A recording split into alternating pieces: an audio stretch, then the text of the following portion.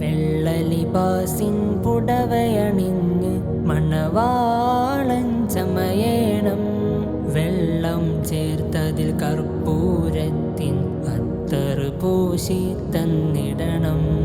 ആറുകാൽ തേരിലേറി തോഴരുമൊത്തെഴുന്നള്ളേണം. ആരവമായി കലിമത്തിൻ മാധുര്യന്ന് മുഴങ്ങേണം. വെള്ളലിബാസിൻ പുടവയണിഞ്ഞ് മണവാളൻ ചമയേണം. വെള്ളം ചേർത്തതിൽ കർപ്പൂരത്തിൻ അത്തറ് പൂശി തന്നിടണം.